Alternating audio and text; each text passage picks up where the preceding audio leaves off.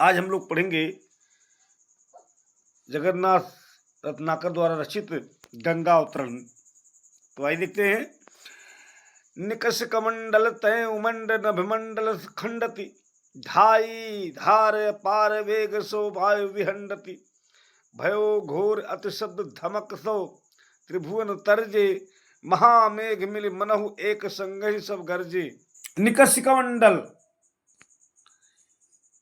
तय उमंड नभ मंडल खंडति, ब्रह्मा जी के कमंडल से निकलकर, निकष मन निकलकर यानी ब्रह्मा जी के कमंडल से निकलकर उमड़ते हुए नभमंडल को खंडित करते हुए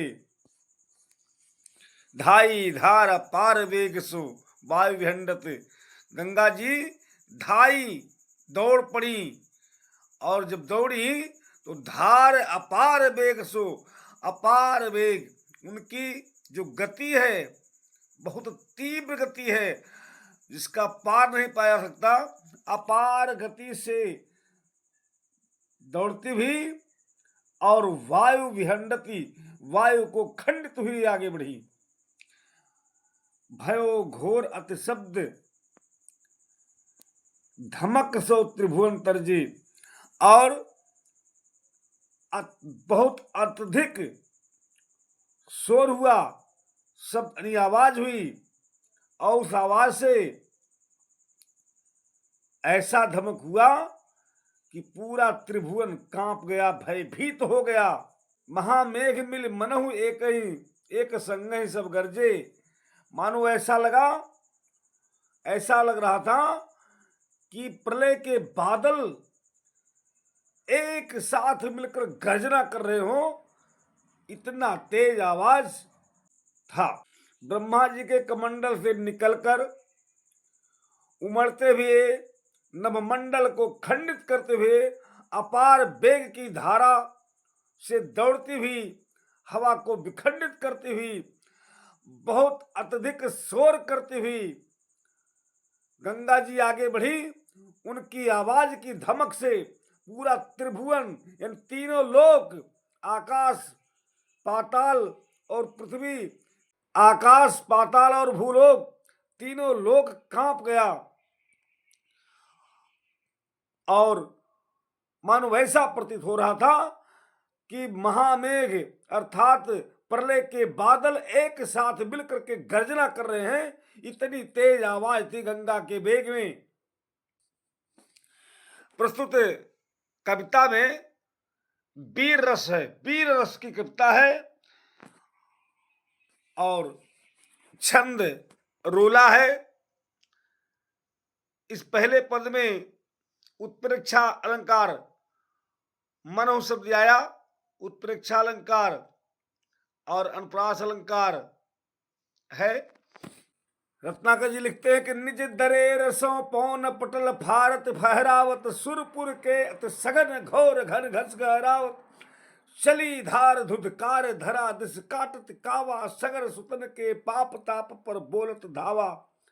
निज दरेर अपने दरेर से अपनी रगड़ से धक्का देते हुए और पवन पटल फारत फहरावत पवन के पर्दा को, हवा के पर्दा को फाड़ते हुए और फहराते हुए सुरपुर के अति सघन घोर घन घस गहराव। देवनगर में नगाड़ा, बहुत तेज नगाड़ा बज रहा हो और चली धार धुधकार धरा दिस काटत कावा, गंगा जी धुधकार मारते हुए बहुत शोर, अत्यधिक शोर करते हुए धरा की तरफ चक्कर काटते हुए आगे बढ़ी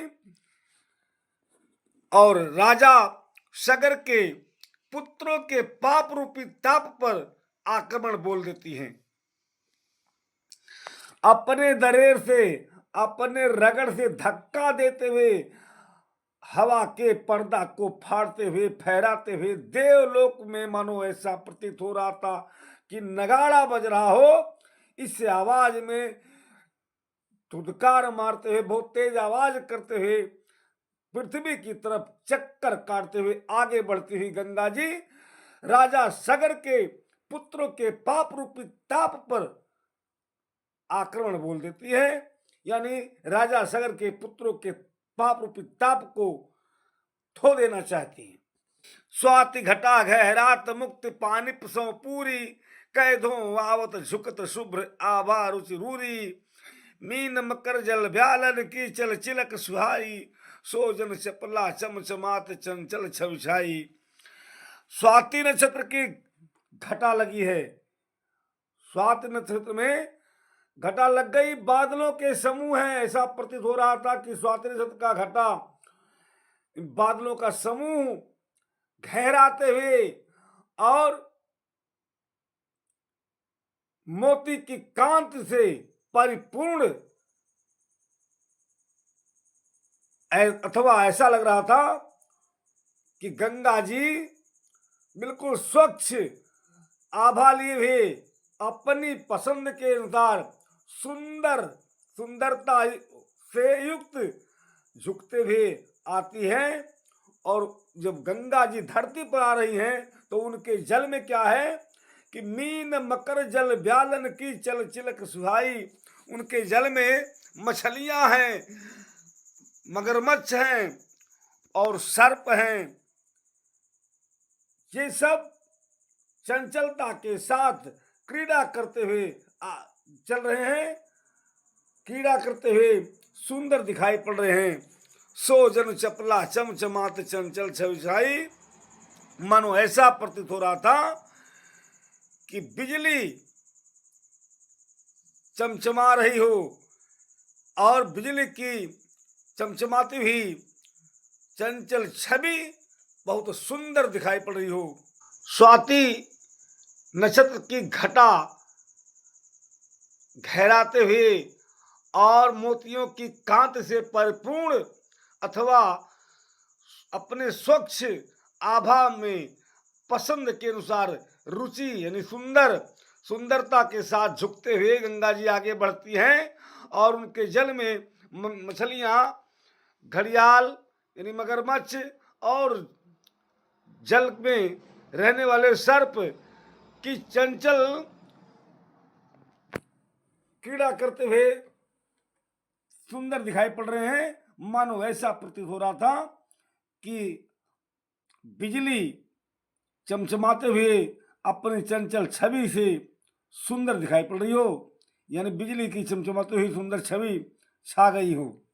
रुचिर रजत में कै बितान तानव अति बिस्तर, झरत बूंद सो झिलमिलात की झालर, ताके नीचे राग रंग के ढंग जमाए, सुर बनितन के वृंद करते आनंद बधाए। रुचिर रजत में कै बितान यानी सुंदर चांदी से युक्त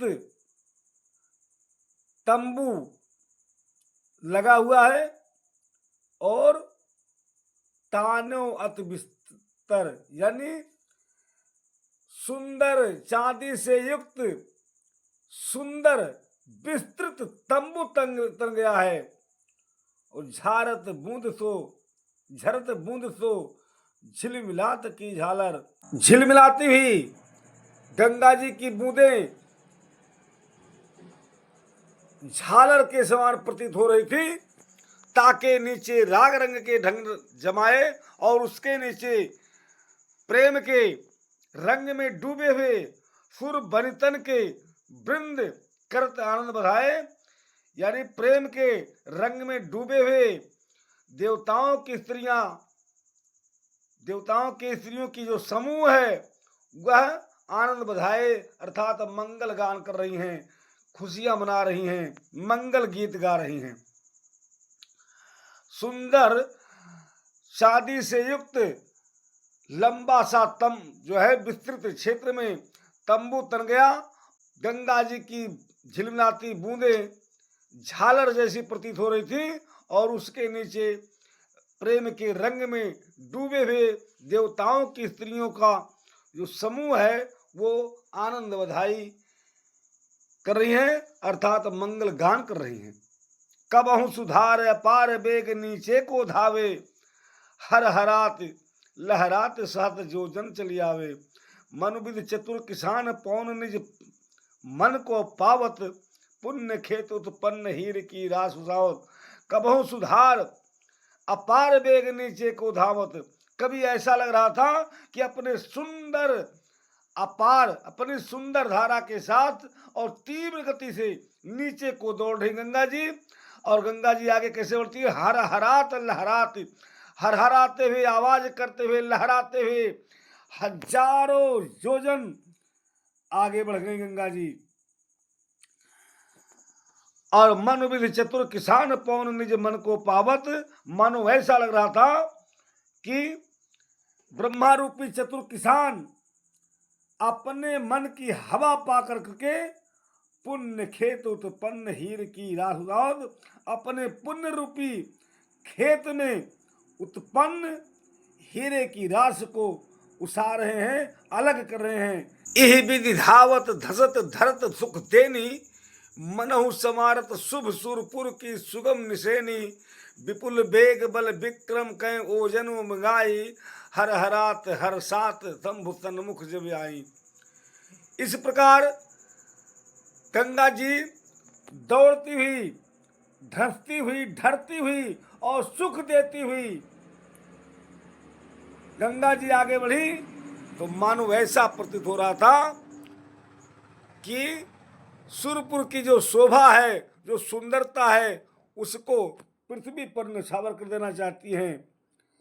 और विपुल वेग बल विक्रम कै ओजन गाई, और अपने अत्यधिक वेग के साथ, बल विक्रम पूरी क्षमता के साथ और ओज के साथ उमड़ते हुए हर हरात हर सात शंभु सन्मुख जब आई, हर हराते हुए और प्रसन्न होते हुए शिव जी के सामने जब आई, तब क्या हुआ? भाई थकित छब चकित हेर रप, हर रूप मनोहर होए आने के प्राण रहे तन धरे धरोहर। तो वह थकी हुई नजर आई। जब शंकर जी को पाई तो शंकर जी का मनोहर रूप देख करके गंगा जी चकित हो गई। स्वयं थकी हैं और शंकर जी के सुंदर रूप को देखकर चकित हो गई। होए आने के प्राण रहे तन धरे धरोहर, और होए आने के प्राण यानी दूसरे के प्राण अपने शरीर में धरोहर के रूप में रखते हुए भयो कोप का लोप चोप और उंगाई। तो गंगा जी के जो कोप है, जो क्रोध है, उस क्रोध का लोप हो गया और चोप और उंगाई, और उनके हृदय में और अत्यधिक उमंग उमड़ आया और चित्त चिकनाई चढ़ी। उनके हृदय पर, गंगा जी के हृदय पर प्रेम की चिकनाई यानी और प्रेम बढ़ गया। उनके हृदय में प्रेम और बढ़ गया और कढ़ी सब रोष रुसाई। उनके हृदय से जो क्रोध था, जो गुस्सा था, वह निकल गया। और अंतिम पद, कृपा निधान सुजान संभ ही किए गति जानी, दियो शीश पर ठाम बाम कर कै मन मानी, सकुचत ऐचत अंग अंग सुख संग लजानी, जटा जूट हिमकूट सघन बन सिमट समानी।